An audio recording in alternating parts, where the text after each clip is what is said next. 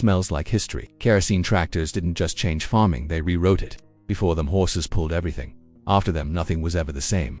These machines ran on the cheapest fuel available, in the most brutal conditions imaginable, and they kept going for decades. 6 tractors, 6 stories. Each one changed something. Fordson Model F. A farmer in Iowa, 1918. He's been using horses his whole life. Then a truck pulls up and drops off something that looks like a mechanical skeleton on wheels. No cab, no shelter. Just a gray iron frame, 4 wheels and an engine that drinks kerosene like water. Henry Ford didn't invent the tractor. He made it cheap enough for real people to buy one. The Fordson Model F came out at a time when tractors cost more than a house. Ford priced it at around $750.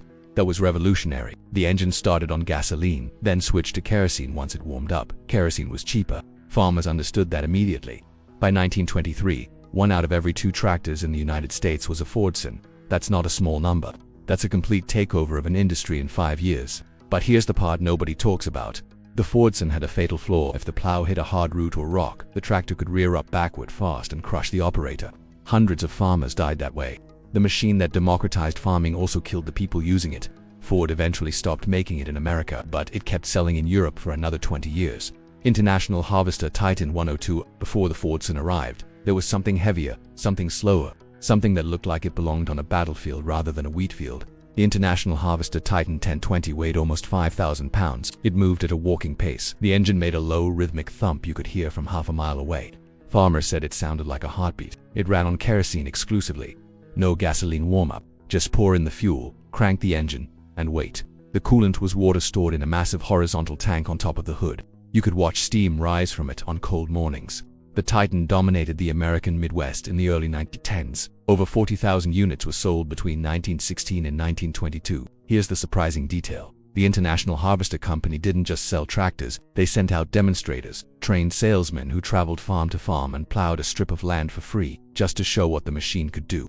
It was one of the first examples of agricultural product demonstration as a sales tool. The Titan wasn't elegant, it wasn't fast, but it worked, and in farming, working is everything. Hardpower 3260. This one has a name that sounds like a law firm. It drove like a tank. The Hardpower 3060 is the machine that gave us the word tractor. Before this company, people called them gasoline traction engines. A Hardpower employee named W.H. Williams shortened it to tractor in a sales document in 1906. The word stuck. The 3060 weighed almost 14,000 pounds. It was so heavy that soft ground would swallow it. Farmers had to lay wooden planks in front of the wheels just to cross wet fields. It burned kerosene in a 2-cylinder horizontal engine. The exhaust pipe pointed straight up. When the engine fired, a column of black smoke shot into the sky. You could navigate by it like a landmark. Only about 300 units were ever built, but the people who owned one kept it for decades. There are documented cases of hard-power tractors still being used in the 1950s, machines built before World War I, still pulling plows 40 years later. That is an almost unbelievable service life for any mechanical device. Waterloo Boy Model N, a small town in Iowa, a company making gasoline engines for farm use, and a decision that accidentally created one of the most recognizable brand names in agricultural history. The Waterloo Gasoline Engine Company built the Waterloo Boy. It ran on kerosene. It had a 2-cylinder horizontal engine that fired in a distinctive 2-beat rhythm. Pop, pop, pause, pop, pop, pause. Farmers started calling it the Johnny Popper, but that nickname actually came later, after what happened next. In 1918, John Deere bought the Waterloo Gasoline Engine Company for $2.1 million. Not for the factory, not for the patents, for the tractor itself.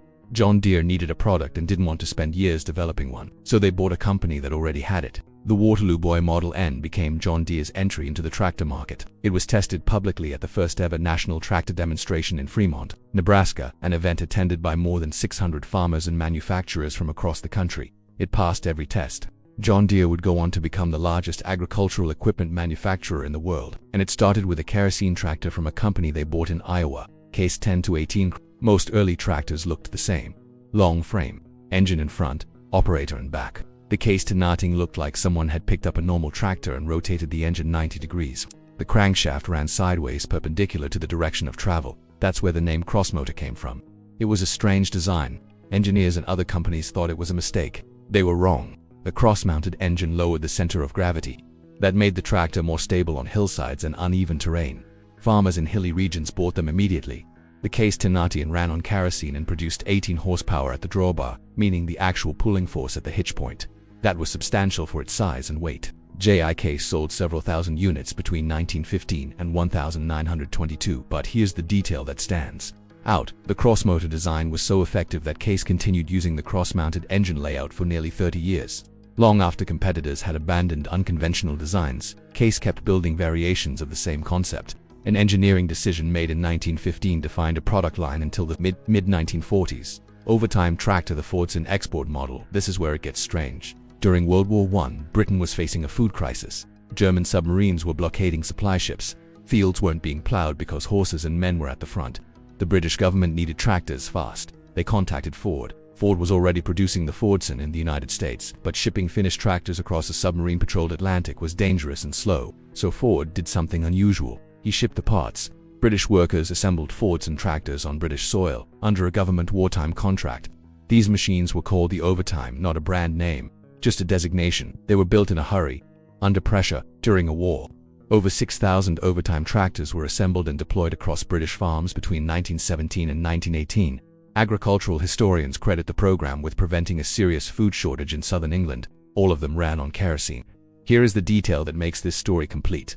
The British government tracked the productivity of these tractors in real time. Field by field, county by county, it was one of the first large-scale data collection efforts in agricultural history. Every hour of operation, every acre plowed, every breakdown recorded and filed. The data still exists, in archives in London, from tractors that ran on kerosene in 1917, and nobody stopped to eat.